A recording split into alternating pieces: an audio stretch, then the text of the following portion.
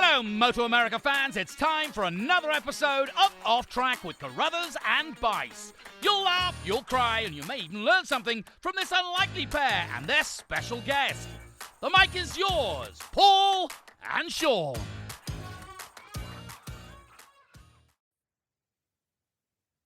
Hello, MotoAmerica fans. This is Paul Carruthers, and this is the weekly MotoAmerica podcast, Off Track with Carruthers and Bice. I'm joined, as always, by Sean Bice, who's out in Ohio. I'm in rainy Southern California. We're not going to talk about the weather, but I'm sick of it, and that's not why I pay high taxes, but whatever. That's my problem and not yours. Today, we have Hayden Schultz on our show. Now, Sean knows I'm famous for messing up names, and I'm surprised I haven't called him Matthew Schultz or Hayden Gillum or Hayden Schultz or whatever. But anyways, Hayden's a good guy. He's one of our REV'IT Twins Cup racers, and he's coming off a really good Daytona, and we're going to talk to him about that in a minute. But first of all, I wanted to catch up with my buddy Sean. How's everything going, Sean? Yeah, it's really good out here. It's weird because we, of course, have knocked out the Daytona round, but we have not started our Medallia Superbike series yet. So it's interesting that will be round one for them at Road Atlanta on at the end of April here coming up. And, we're at the end of March, so we got a little bit time to build up for it. But it is interesting that those guys, since they don't get underway at Daytona, and we've already got, of course, the 200 is not counted towards that championship in super sport, but like the fact that you were saying about Hayden Schultz, that, there's already one round under their belts in what is it? Twins Cup and Hooligan and Baggers. Yeah. So they go in with some, already some track time going. So it's weird because it seems like it's been a long time since Daytona already. Doesn't it? Yeah. And then we have another, almost exactly a month until we get to Road Atlanta. So it's like, but it's kind of cool. We've talked about this before too. It almost makes it seem like, like there's two opening days of, the season, because we had Daytona that opens everything or opens partially everything. And then we go to Road Atlanta and literally everything is there. So it'll be good to get started again. I'm excited for Superbike racing. Don't get me wrong. I love baggers. I love twins. I love all of our classes. But the Superbike series, I think this year is really looking to be an interesting season. I mean, it's just the fact that there's so many variables and we're not sure how guys coming back at, Tony Elias and Cameron Beaubier, are they going to be right at the front? Is it going to take them a while? We know Gagne is going to be there. We know those other, we know Schultz and Peterson are going to be there. It's just the other guys. There's just a lot of questions about how it's going to start out. And I think Road Atlanta is just going to be, really cool to watch. Yeah, there's a lot to be found out. And then the other thing is, last year, of course, we had our first round at COTA. So that was a track that Danilo Petrucci knew. And of course, he won the first two races of the season. And then the first race at Atlanta, he had some momentum going there. But I'm not saying that we have riders this year in our series that don't know Atlanta, but it's more of a track like what the majority of the tracks that we race at in our series is like. So it's kind of cool to get back to racing or starting off racing Superbike at Road Atlanta again, I think. Yeah. And Road Atlanta is just always an eye opener for somebody that hasn't been there, so whenever we get somebody from Europe, we've eased them in before, like at COTA. And then you bring them to Road Atlanta and they're like, oh, wow, this is MotoAmerica Superbike racing. It's like, it's just got a bit different feel than what they're used to. Road Atlanta is difficult because it's got a lot of ups and downs and blind stuff. And, it's one of those places that really, it helps a lot if you know where you're going, because there can be some tricky sections there. So. Yeah. What's funny, Paul? So you brought up something, and I know we got to get Hayden on here. So Hayden, apologize for a minute. I got to digress. We hear this a lot of times where the European riders or the riders that are used to racing over there say, we have, our tracks are different because our tracks are pretty much all multi-purpose tracks where cars and bikes go on them at the same time. But my feeling is that's what racing is in the US. We shouldn't have, it's just a different way of racing than maybe racing in Europe. So it doesn't mean that, our tracks are necessarily any worse. I mean, you could say they have more character. And I know there were definitely some tracks that Danilo Petrucci liked a lot, and other riders that have from other countries that have raced here. So I don't know. It kind of weird. It's kind of weird sometimes, and it's probably because of MotoGP that those tracks, I guess, set the standard for what tracks are supposed to be like in the world. But if you counter with the argument that the United States invented superbike racing, which we did, then superbike racing started on tracks like we have nowadays. Probably arguably tracks that were a little had maybe even more character than the ones we have now.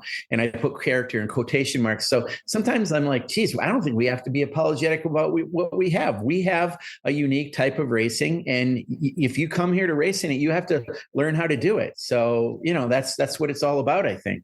Yeah, it is eye-opening for them, though, because they're just used to such different racetracks. I mean, they're used to big, smooth, wide racetracks, and they're not, they get a little spooked when they see, tire walls and even air fence and things that are, somewhat out or a lot closer than what they're used to seeing them.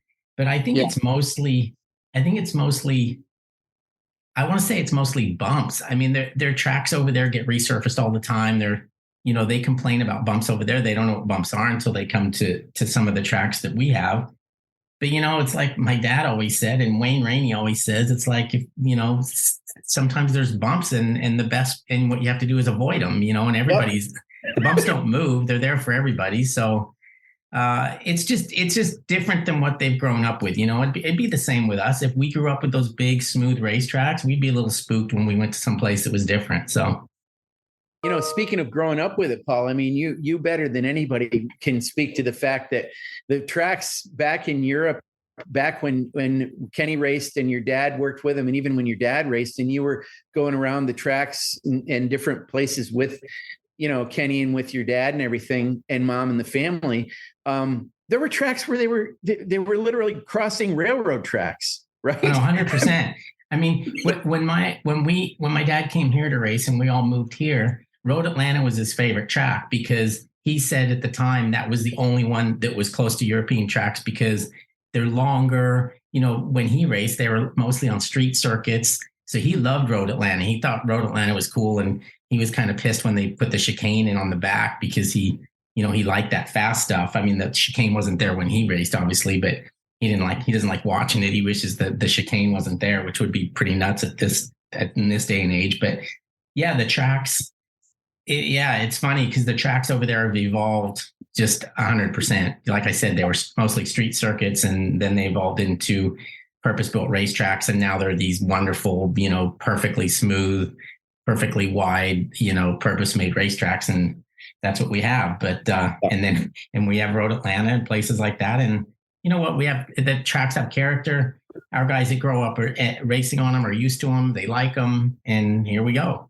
Yep, exactly. Well, let's bring Hayden in before he's probably asleep, but we'll bring him in, wake him up here. Hayden, just like we mentioned earlier, Daytona was the opening round for the REV'IT Twins Cup Championship. Hayden finished 3rd and 5th in the 2 races. So, there's a podium and there's an almost podium. And when you're at Daytona, the difference between 1st and 5th, 6th, 7th can sometimes be minuscule. So a good weekend and all for him. Last year at Daytona, he won a race. He had a non-finish in the first race and he won the second race. And that was his only win last year. He went on to have 5 total podiums and he finished, I think 5th in the championship. But what really killed him last year was, and I think, we'll talk to him about this here in a second, but he also had 5 DNFs. And if you just throw, 10 or 11 points out for each of those DNFs, he's a lot further up in the championship. I mean, it's easy to say that, but and harder to do it. But I'm sure one of the things that he's looking forward to this year is cleaning up, the DNF portion of his point score, because it does make a big difference. Well, Hayden, welcome to the show. My question for you is, and I've often wondered this, last year, as I mentioned, you had a DNF and a victory. This year you had a 3rd and a 5th. So you come out of it with roughly the same amount of points. Which one of those feels better? The DNF's got to be a kick in the nuts, but the win makes you feel like, you're on top of the world. Is that better than 2 consistent finishes? Well, I think, first of all, thank you all for having me on the podcast. I'm a frequent listener, so it's great to finally have my own episode. But yeah, no, to answer your question,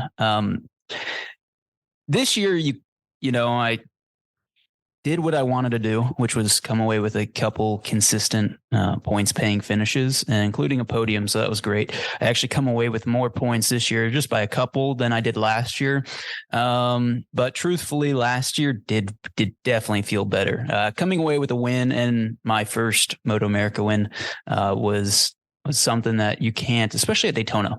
It's not something you can really, replicate or I don't know, a third and a fifth just doesn't really compare. And now, although I would have liked to have finished that DNF, especially a race where we obviously were competitive since we had come up the next day and won the race, you win at Daytona. It's hard to beat that. Now, yeah, this year, I think also the fact that I wasn't maybe in the mix as much as I'd have liked for the win also has to play a factor. Now, had it been a big draft in a group and something like that, maybe it might be a little bit easier to stomach. But to be honest with you, I felt like I kind of got my butt kicked this year. And so that's been pretty motivating going into this break between now and Atlanta.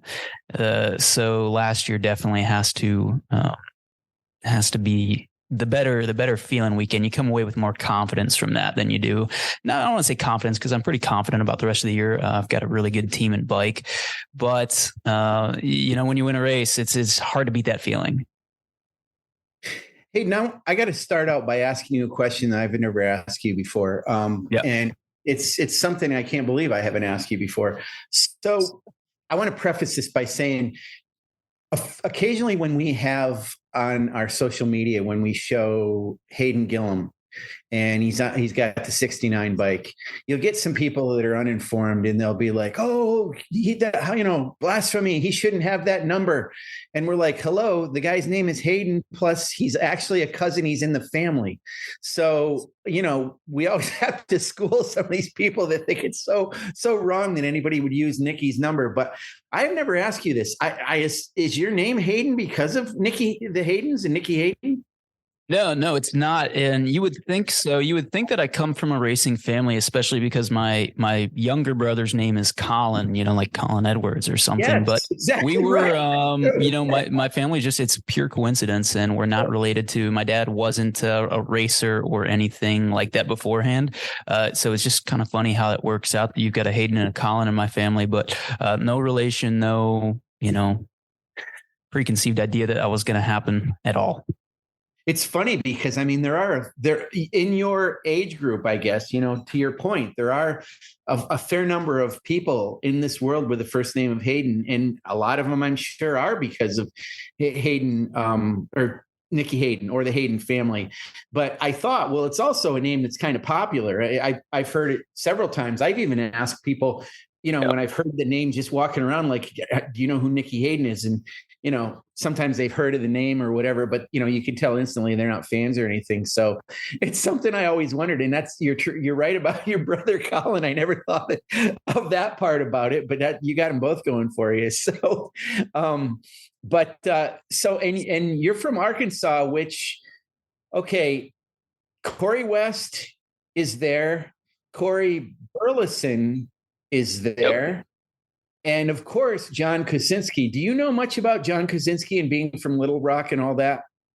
Of course, I know of John Kosinski and know all about him and his racing accolades, but I've never met the guy. Don't know him. But there are actually a fair amount of a few decent racers from Arkansas. I live about an hour away from Corey West. He lives in Eureka Springs, which isn't too far, and Corey and Isaiah Burleson, they live in Harrison, which is about an hour 45 away. So they really don't live too far either. But John down in Little Rock's a little bit further. He's about 3 hours. So I never really ventured down there too much and haven't encountered him. So you were telling us, we were trying to find out where you are at now, because we knew last year that you were, I guess you were in the Indy area, weren't you? Because of your relationship with Gene Burcham and Vance and Hines and all that. Am I right? Or am I wrong about that?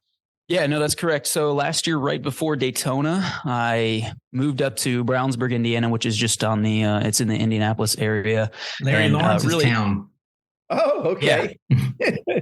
Yeah. So moved there, and primarily just for the reason that, my racing was based out there, and Gene and Gary and Ron Dinklid, the guys that helped me, they're all based in that area. So the idea was to go down there and be closer to that. So I moved to Brownsburg, and I was actually about 2 or 3 miles from Vance and Hines race shop.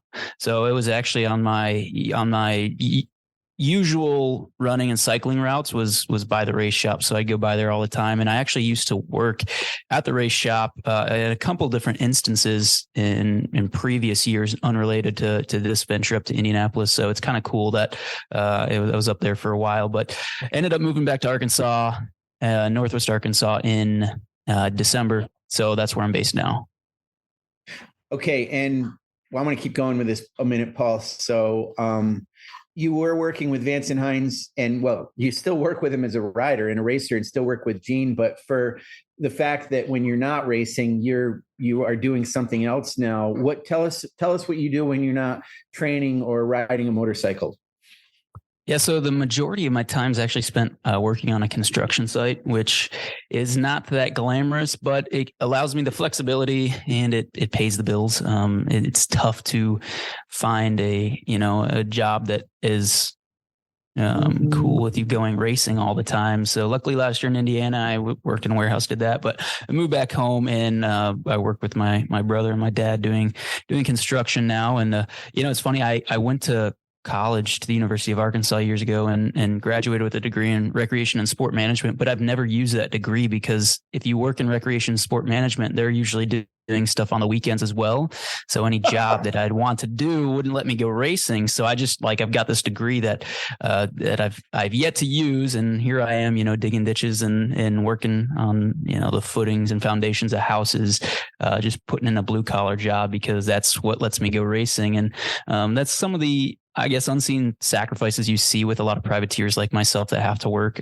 You don't really get to maybe start a career that you envisioned as a kid, because you have to do something that gives you the freedom and the flexibility to go, take off for many weekends out of the year to go pursue this dream. Yeah, that's why I wanted to bring it up, because in this day and age, the way things work, there are much fewer riders that are, paid to race than pay to race. And your commitment, doing jobs, whatever it takes to get you to the racetrack, despite the fact that you have a college degree. And I'm not trying to differentiate the two of them at all, because certainly you don't have to have a college degree to get a great job, but you're not using your college degree because of your racing commitments. So, you make a lot of sacrifices. You riders make a lot of sacrifices that people don't even really realize. But I'm glad that works out for you, and you're closer to home now. So that's got to be nice. Are you close by your family? Yeah, so I'm about 10. I'm just not even really across town. I'm on the same side, so I really don't live too far. Just bought a house probably 10 minutes away from my parents and where they live. So I see them every day working. So it's nice being able to go home a lot. My wife's family is here as well, here in Fayetteville, Arkansas. So she's able to see her family, which for her, that's a big thing, because she doesn't usually come to the racetrack with me. So when I'm gone, a month out of the year racing, it's good for her to be able to go home and see her family and have people to hang out with. So that was a big factor in us coming home. And it works out pretty well, because it's tough being away from home, especially when you're in a new place, especially for my wife. So it's been working out pretty well.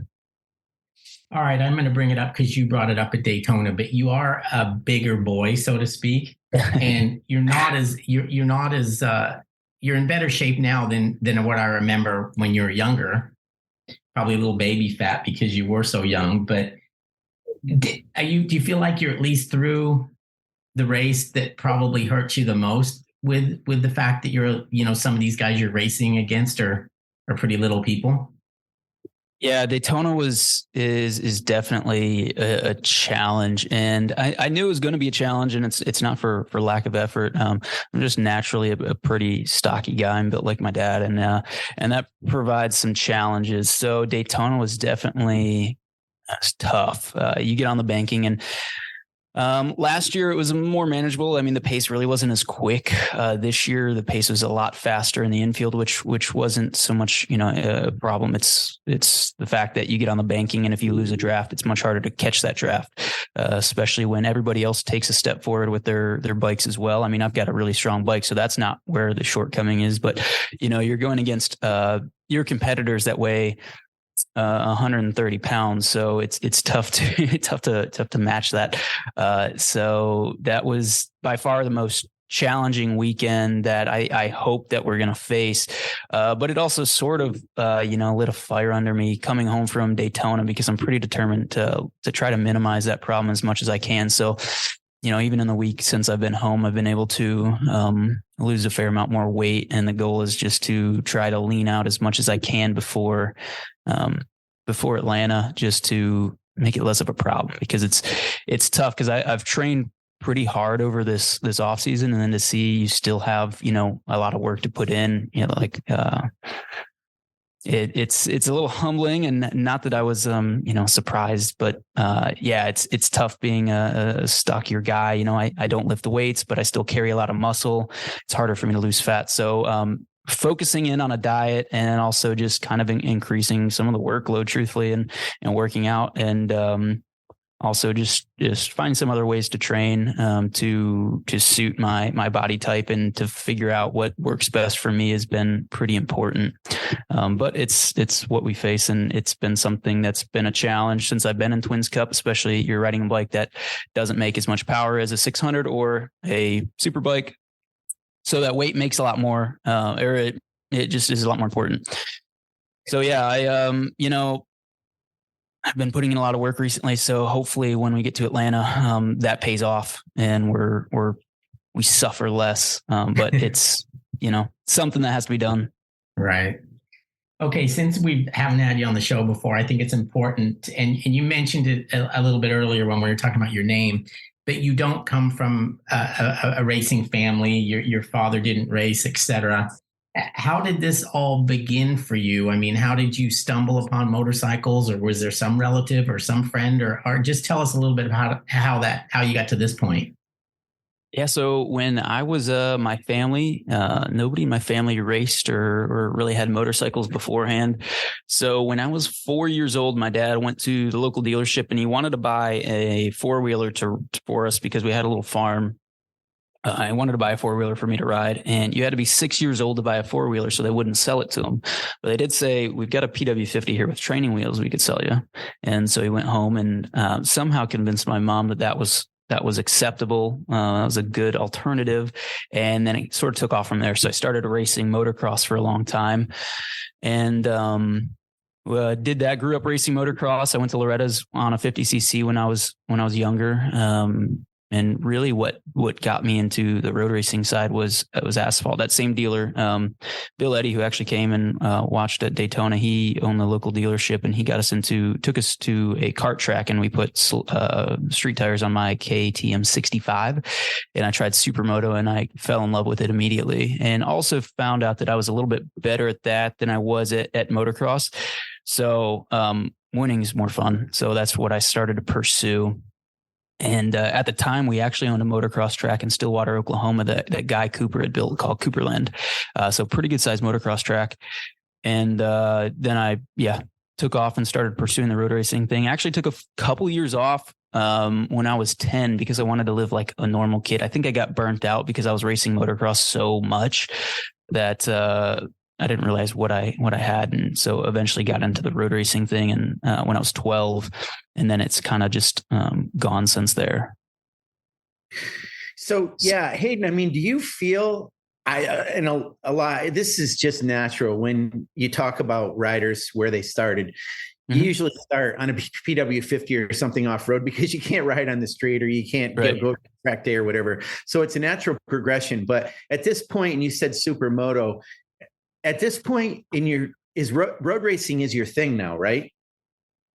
Yeah, definitely. Road racing is definitely, the primary focus. I still do ride some motocross for training. I've got a KX 250 sitting in the garage. I'd love to do some supermoto right now, but frankly, I just don't have a bike to do that right now. So road racing is it. That's where all the effort goes to. Yeah. So tell us, I want to know a little bit about this R7, relatively new R7. Yeah. So they had this FCO7 that became an MT07, and it was kind of a standard or a naked bike, I guess, or a standard style bike. And then they created this R7, which has still got a lot of FZ07, MT07 components in it, but it's obviously a pretty strong weapon now. And it did well last year, did well at Daytona.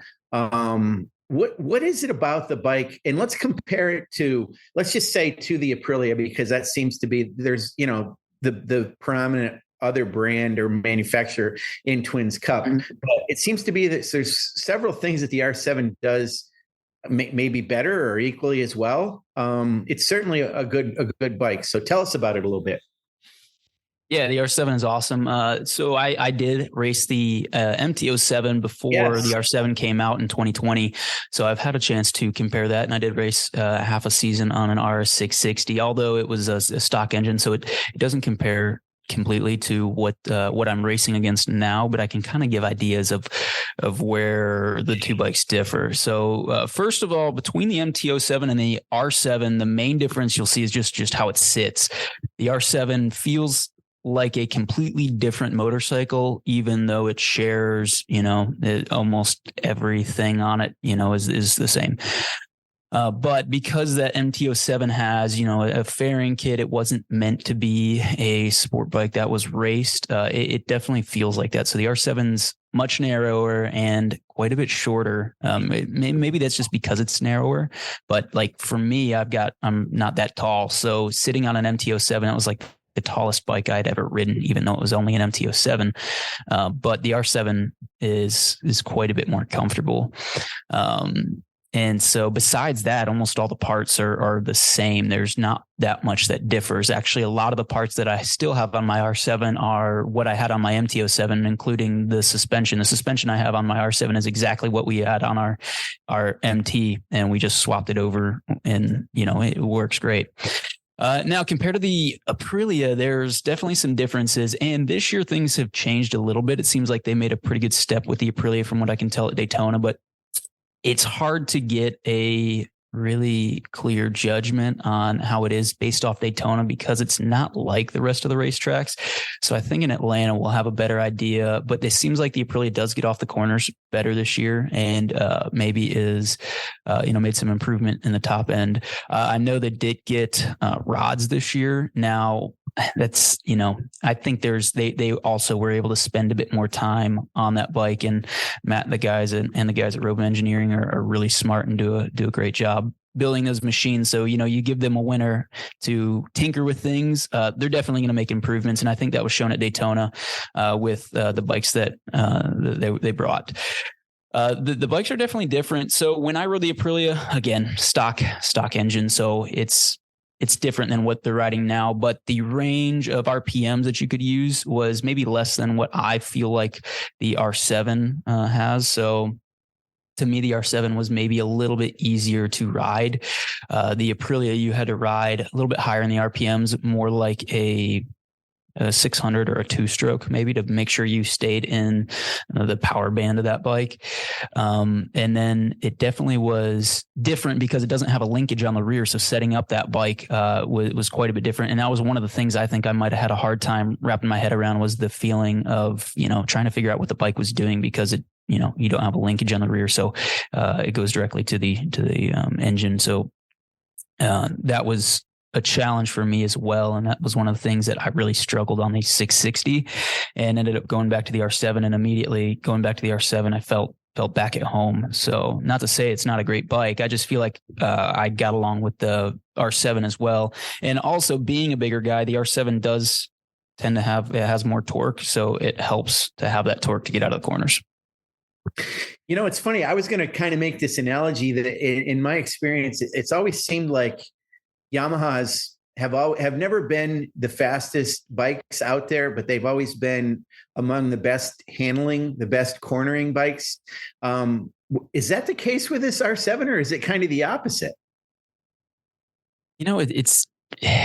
It's hard to tell because it varies on racetracks. I feel like it depends on where you go. Like we saw last year how, especially at the end of the year, how quick Caleb DeCarroll was on the Aprilia R660 at Barber, and how it seemed like the R7s maybe struggle a little bit more. It's hard to say because all the R7s maybe have a little bit different setup. You have people using different linkages, different geometry, different offsets on the front end, because there's so much that you can change on these bikes that it's hard to tell what maybe is like the bike and what is the setup. And again, these R7 chassis aren't the most stout thing out there that I've ridden. So It definitely flexes a lot, and it provides some challenges sometimes as well. So you have to figure out what the best way to ride this thing is. And I think some guys that have jumped into the class and ridden the R7 have kind of maybe, been surprised that, the way you have to ride this thing, it's not like riding your usual 600 or 1,000. To answer your question, I'm not really sure. It's hard to tell because I haven't ridden the Aprilia back-to-back recently enough to know, what the answer is. But I don't want to make any excuses because I feel like we've got a pretty good setup, and our bike's been in a good spot. So it's just a matter of feeling confident and feeling comfortable.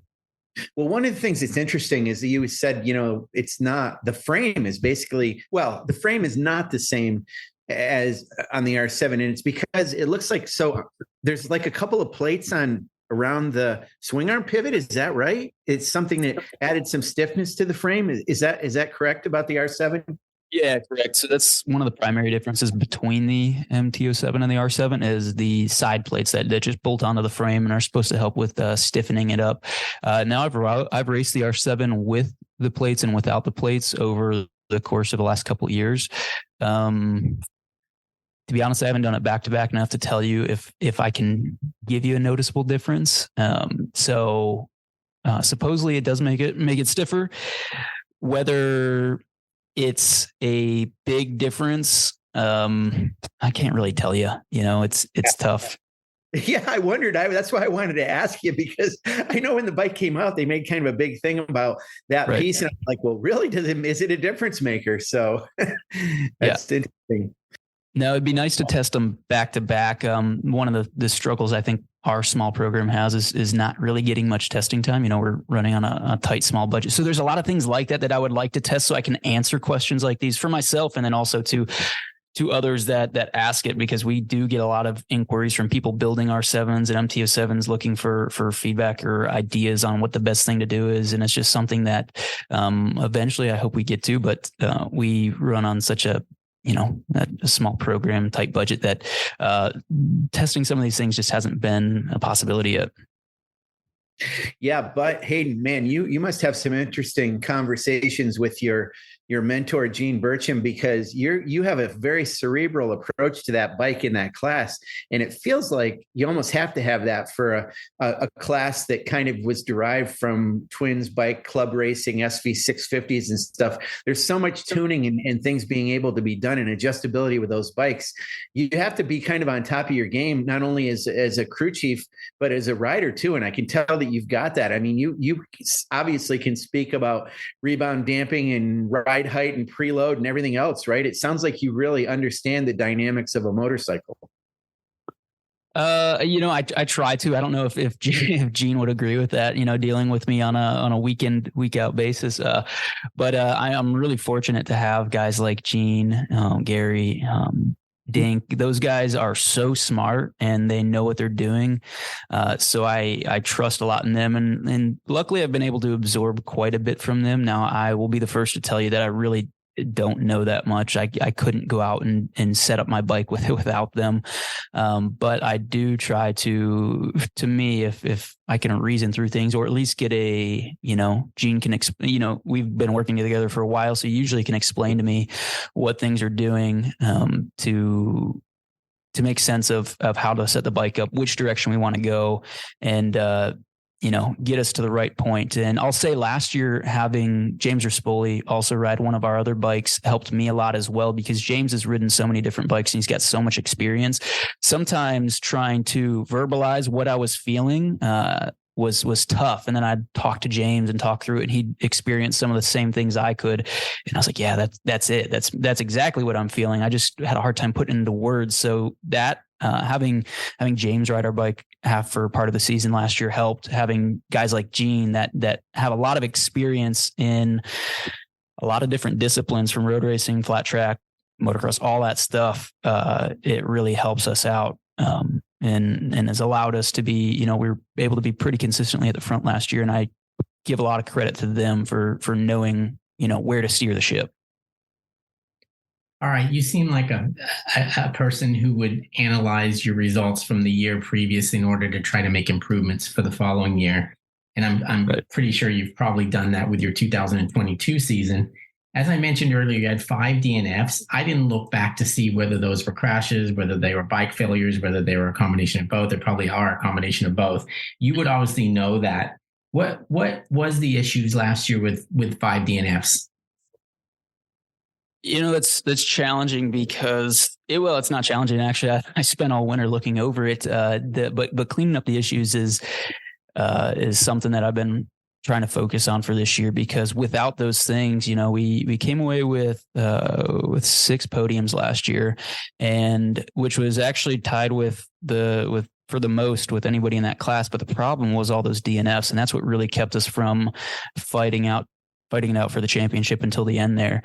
Part of it was, we had a couple small mechanical things, but the majority of it was rider error. We just had weird things. And a lot of it is with this R7. We keep pushing it further and further, like faster and faster every year. The Twins Cup has gotten so fast. It's crazy. So, you're always trying to push and make improvements. And sometimes you just get caught out, trying to figure. Last year, the class was really stacked. So trying to figure out the right blend of being aggressive and conservative, knowing when to sit back in the race was tough. And people, I had so many people telling me, oh, you need to be more aggressive, and no, you need to wait, you need to be less aggressive and all this. So, it's hard to know. It's much easier to say that after the fact than to know exactly what to do in the race. So, at Laguna, we had a big high side. At New Jersey, we had a weird crash that I had never lost the front on the Yamaha ever until a crash in the race at New Jersey. So it was kind of weird things that I hadn't experienced that much. I mean, we high-sided a bike with less than 100 horsepower, which is, you're pushing so hard that you have these things happen that haven't happened before. And then you also have some things that were just rider error. Like I ended up taking a penalty at Pittsburgh because I blew the chicane, which was a 5-second penalty, which we actually crossed the line first for. So we could have won that race had I not made that mistake. And, but those are the things that run through your head after you come to terms with that, you lose the championship, and that's just things that you have to clean up. And that's one of the things at Daytona that's why I was so focused on just coming away with good points, because I didn't have the chance to test over the off season. So I knew that, could you push more in the infield and maybe try harder to stay with those guys? Sure. But do you want to make those mistakes and come away with 0 points for one of those races? Definitely not. So you have to play the long game. Not to say that you want to be conservative throughout the entire season, because the season just started, but you do have to, you can't win the championship in the first race, but you can definitely lose it and make it hard on yourself. So to come away with more points than we did last year, I can't really complain too much, because it's a long season. We're going to tracks that we've done well at in the past. So you have to give yourself a chance. Right. Now, I'm not sure the answer to this, but how involved are you in the day-to-day running of that team? And if so, what's the most difficult part of it? Is it hunting down sponsors? Is it calling sponsors? Is it getting sponsors to pay? I mean, what does it all involve for a guy like you that has to, work during the week and, like you said, dig ditches just to go racing? How much of the other stuff takes away from the actual riding the motorcycle? That a lot of that stuff is pretty challenging. I'm pretty fortunate to have an awesome team that takes care of working on the bikes and doing all that stuff. And actually last year I did, being close there, I was over at Gene's house where all our bikes are, everything's based.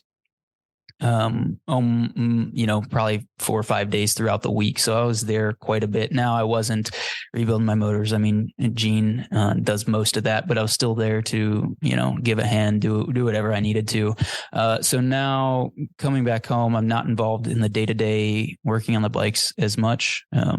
But I still do a lot of the, administrative work. So, I mean, as y'all know, when I've communicated before, if it's press releases or signing up, like entering, making sure all that stuff sorted out. That's what I still do. So grateful to have a lot of help, but we still are a small team. So I don't have, people that can do that for me. And it does take quite a bit of effort on the sponsorship side. That stuff is down to me as well, which finding sponsorship help is tough, especially in this day and age. Trying to find, funding for your program is extremely tough. I've got some good sponsors behind me, but it's by no means, funded solely through that. So a lot of it does come down to working week in, week out. And, I know between myself and Gene and Gary, we've put a lot of our own money into this program to make it go. And it's not because we're expecting to see a return on it. It's just because we love racing and it's what we do. Yeah, Hayden, I want to point something out to you, and it's coming from, I've had a career in advertising, PR, writing, and Paul's been journalism and writing and PR as well. You do a good job with your presentation skills, and when you're in our press conferences, the videos you've created on this podcast, you're a very articulate young man, and it's impressive to see that. And that's obviously a huge asset to anybody's career, but certainly since we're talking about road racing, it's a good asset for you to have as you move forward in your career. And it's certainly helping you on this team as it is now. So that's big credit to you. So the education that you've gotten and what you've been able to learn in the school of life, I think has really, really served you well so far. Yeah, I appreciate that. I try to, be articulate, be presentable, be a good representation for my sponsors. And it's definitely something that does come with some work. I'd obviously like to be able to do more of that sort of thing with the PR. I used to do more with my brother as far as creating content and videos, but like anything, it takes, money and time. And that's something that in a small program, we don't have an abundance of. So I like to do more, but I'm grateful to have, the support I do that allows me to do the things we have done.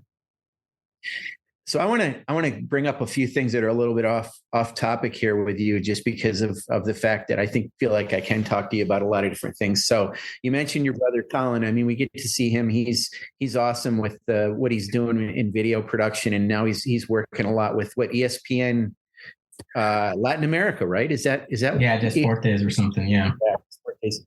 So that's a cool opportunity for him, and it's always great to see him in the paddock. And I always laugh because you write about it's Hayden and Colin, but you guys don't really look all that much alike to me at all. Do people do people realize that? Actually, a lot of people, now that a lot of people know Colin, he used to be just my little brother that ran around the racetrack talking to everybody and having fun. But now, he used to come to the track and film for me. And the whole goal with that was eventually that somebody that could actually pay him would pick him up to do video for them. And that's what happened. Luckily, he works with Roberto and Robertino Pietri a lot doing that, which is awesome. And it's cool that he has his own thing.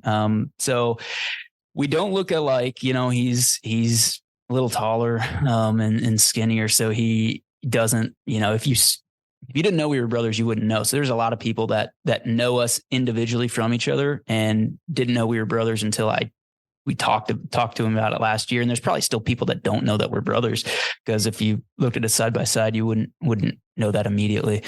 So it's funny now. I am Colin used to be known as more Hayden's brother, but now I'm also Colin's brother to a lot of people. So it's funny how that narrative, changes as he, has his own group of people that he hangs out with or knows at the track that might not know me. So here's something I want to bring up along the line. So we know Colin, we know Hayden. I don't know if you've got just three in your family, but I do know you have a sister. Is she the other member of the family? Yeah, my she's the real athlete of the family. I'll brag on her for a second because she's a diver, like a springboard diver.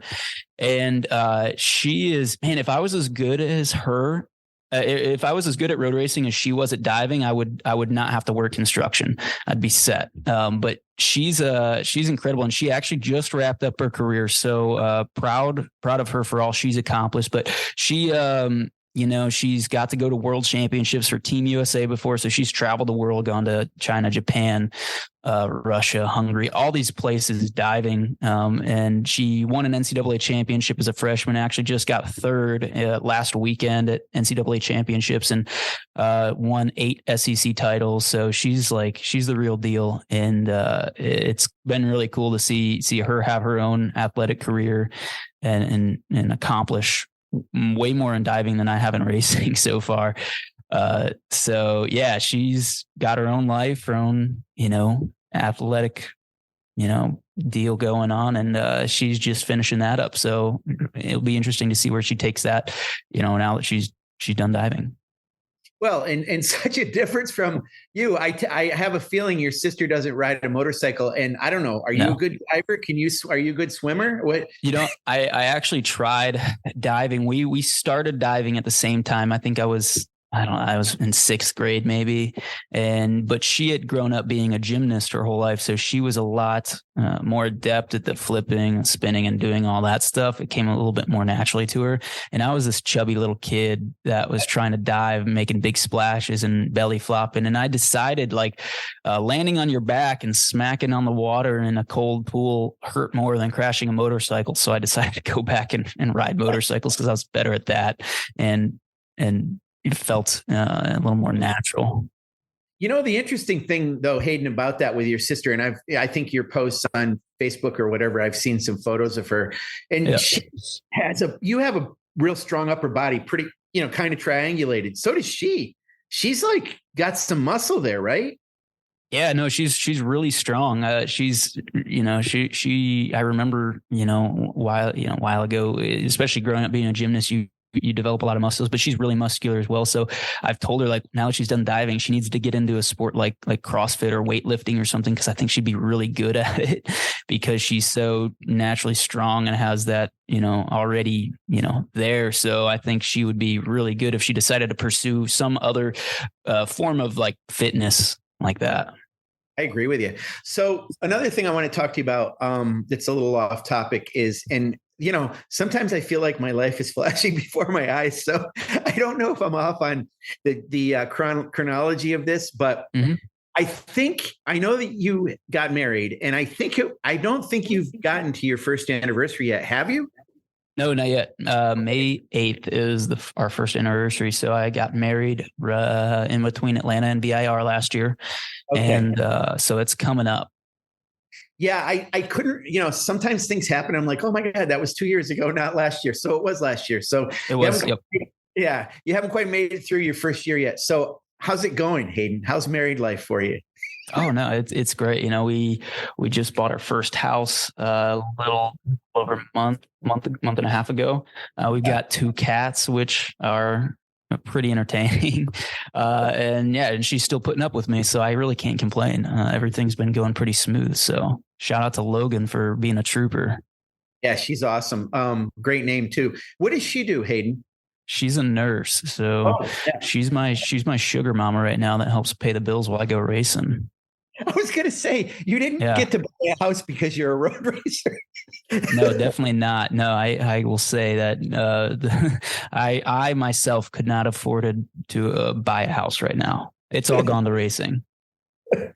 That's okay. We're glad you do it. Well, listen, we kind of covered a lot of topics. I kind of run out of time, but we got to get you on again, and sooner than later, because you're a terrific guest to have on, and we're going to pay much attention, as we always do, to your career and your racing, starting up again at Road Atlanta in a few weeks, and we'll look forward to seeing you there. So, Paul, do you have anything you want to throw in there for Hayden Schultz? No, I just wanted to thank you for joining us as always. And as Sean actually just said, you're a wonderful guest. You're well spoken. You're thoughtful, and I have little worry that even beyond road racing, you'll be able to use your college degree and get the job of your choice. So you got no worries, and Awesome. You seem like you're pretty employable to me. So I appreciate it. Yeah, thank you guys for having me on. It's been great.